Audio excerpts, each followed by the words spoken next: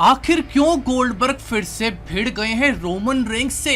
बात करेंगे दोस्तों की 10 अगस्त 2020 को हमें मंडे नाइट रॉ पे क्या देखने को मिलेगा और कई सारी रेसलिंग अपडेट्स जैसे ड्रू मैकइंटायर ने अपने रेंडी ऑर्टन के मैच के बारे में क्या कहा, क्या ये मैच हमें एक बोर्ड पे देखने को मिलेगा, क्या बिग शो रिटायरमेंट लेने वाले हैं, एजे स्टाइल्स किस WWE के लेजेंड के खिलाफ मैच खेलने के लिए बेकरार हो रहे हैं, रिटायरमेंट से पहले एजे स्टाइल्स क्या करना चाहते हैं और गोल्डबर्ग ने रोमन रेंस की इंसल्ट क्यों करी, होगा दोस्तों इस वीडियो में रिवील। मेरा नाम है नितिश वशिष्ठ एंड आप देख रहे हैं WWE हिंदी एम्पायर चैनल। दोस्तों सबसे पहले स्टार्ट करते हैं रेसलिंग अपडेट से, जिसमें हमारी पहली रेसलिंग अपडेट है एजे स्टाइल्स के बारे में। एजे स्टाइल्स ने हाल ही में अपने एक इंटरव्यू में रिवील करा कि वो एक ड्रीम मैच खेलना चाहते हैं रेटेड आर सुपरस्टार एज के खिलाफ। एजे स्टाइल्स ने कहा कि जब से एज की रिटर्न हुई है साल 2020 में रॉयल रंबल में, तब से वो इंतजार कर रहे हैं कि वो एज के खिलाफ कब एक मैच खेल सके।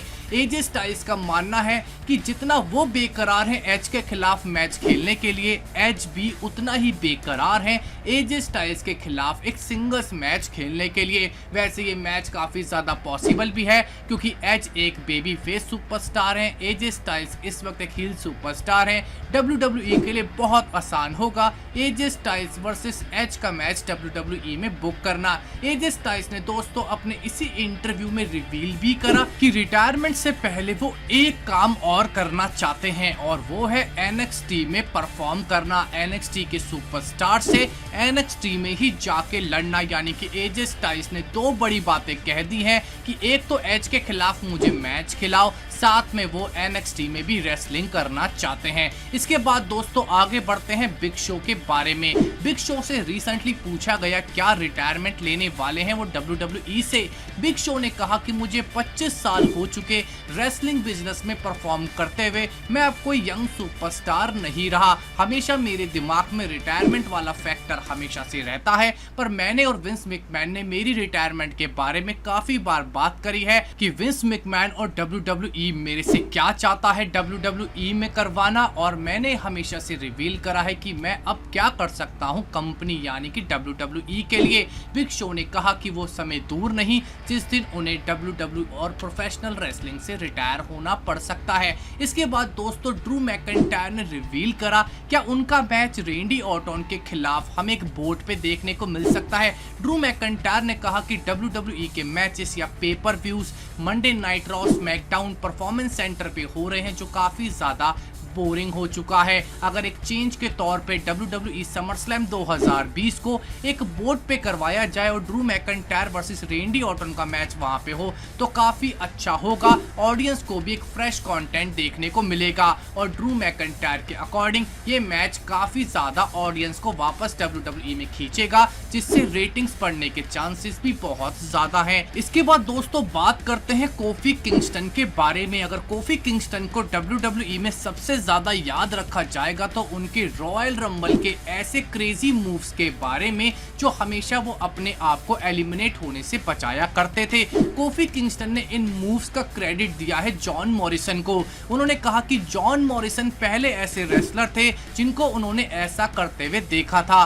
जॉन मॉरिसन ने स्पाइडर की तरह रिंग से एलिमिनेट होने की जगह बैरिकेड को पकड़ा और फिर से वो दोबारा रिंग में आए, पर अगले साल जब रॉयल रंबल आया तो जॉन मॉरिसन WWE में थे ही नहीं। तो कोफी किंगस्टन ने मौके पे चौका मारा और विंस मैकमैन से कहा कि अगर तुम्हें ऐसे मूव्स को देखना है रॉयल रंबल में तो इस साल मैं ये खुद करना चाहता हूं। तब से लेके आज तक ऐसे मूव्स हमें कोफी किंगस्टन रॉयल रंबल में परफॉर्म करते हुए दिखे हैं। इसके बाद दोस्तों रिसेंटली गोल्डबर्ग ने अपने एक इंटरव्यू में रोमन रेंस को एक जोक कह दिया, यानी कि एक ऐसा इंसान जिसकी कोई वैल्यू नहीं। ऐसा गोल्डबर्ग ने रोमन रेंस के पिछले पिछले बयानों पे कहा था। जनवरी 2020 में रोमन रेंस ने गोल्डबर्ग का मजाक उड़ाते हुए कहा था कि गोल्डबर्ग अपनी एंट्रेंस के दौरान जो हेडबट मारते हैं दीवार में, ये एक फालतू का करतब है। इसी बात पे गोल्डबर्ग ने रोमन रेंस को अब आंसर दिया और रोमन रेंस को एक जोक बता दिया जिनको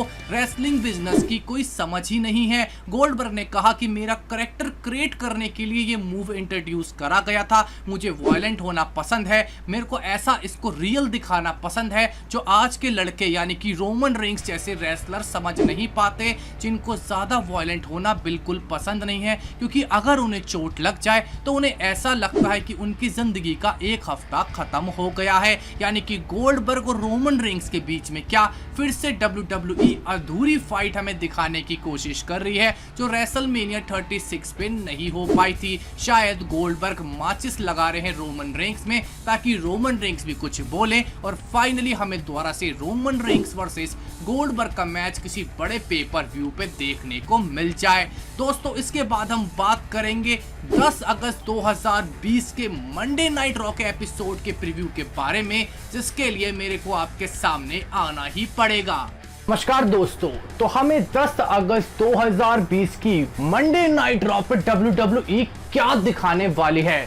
दोस्तों हमें इस हफ्ते कई मेजर चीजें देखने को मिलेगी जिनका सीधा इम्पैक्ट हमें समर स्लैम 2020 पे देखने को मिलेगा। जैसे कि हमें MVP के चेले यानी कि Shelton Benjamin versus Apollo crew का एक सिंगल्स मैच देखने को मिल सकता है इस मंडे नाइट रॉ में।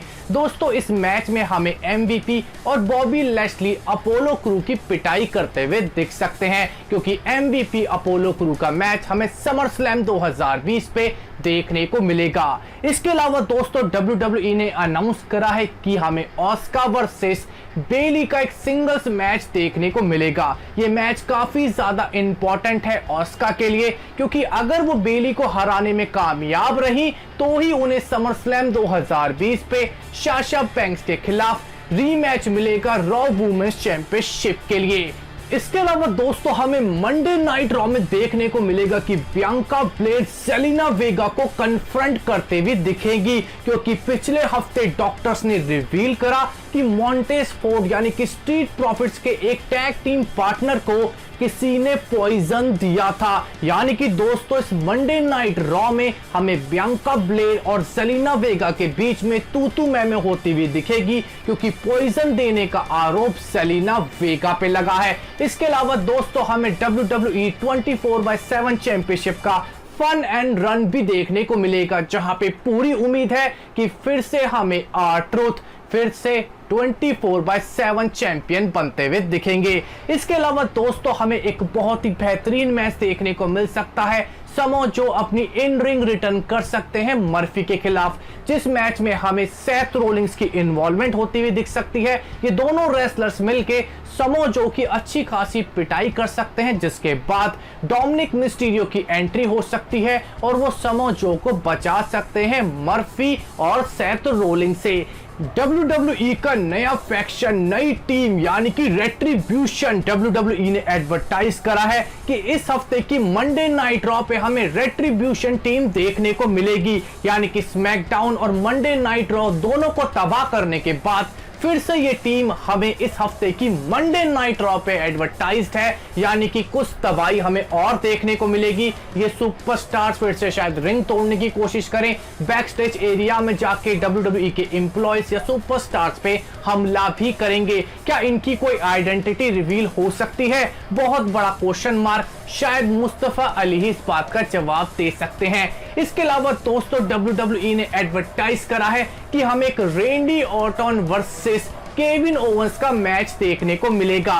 ये सिंगल्स मैच हमें रिक फ्लेयर की वजह से देखने को मिल रहा है, क्योंकि पिछले हफ्ते उन्होंने केविन ओवेंस को उंगली करी थी कि तेरे में इतना दमी कहाँ है बाबू। यानी कि दोस्तों केविन ओवेंस और रेंडी ऑर्टन के इस मैच में कुछ ना कुछ जरूर चालबाजी होगी, जिसमें रिक फ्लेयर इन्वॉल्व होने की कोशिश करेंगे।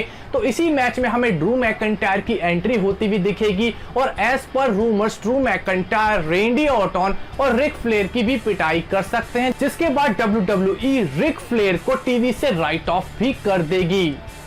इसके बाद दोस्तों हमें आखिरी में देखने को मिलेगा WWE अंडरग्राउंड, नया कॉन्सेप्ट शेन मैकमैन का। शेन मैकमैन भी इस मंडे नाइट रॉ में मौजूद होंगे और वो कई सारे सुपरस्टार्स को लेकर आएंगे जो हमें फिर से अंडरग्राउंड रेसलिंग में फाइट करते हुए दिखेंगे। यहाँ पे पर दोस्तों हमें MVP बॉबी लैशली का बड़ा रोल अदा होता हुआ दिख सकता है, क्योंकि रूमर्स के अकॉर्डिंग बॉबी लैशली पहले ऐसे रेसलर होंगे जो अंडरग्राउंड टाइटल जीतेंगे। यानी कि दोस्तों हम आपसे इस वीडियो में क्वेश्चन पूछना चाहेंगे, आपके अकॉर्डिंग अगर WWE अंडरग्राउंड रेसलिंग के लिए टाइटल इंट्रोड्यूस करती है तो पहला चैंपियन कौन होना चाहिए अंडरग्राउंड रेसलिंग का? हमारे कमेंट सेक्शन में जरूर बताइएगा। हमारे इस वीडियो को देखने बहुत बहुत शुक्रिया। हमारे चैनल को सब्सक्राइब कीजिए, लाइक एंड शेयर। आपका बहुत बहुत धन्यवाद।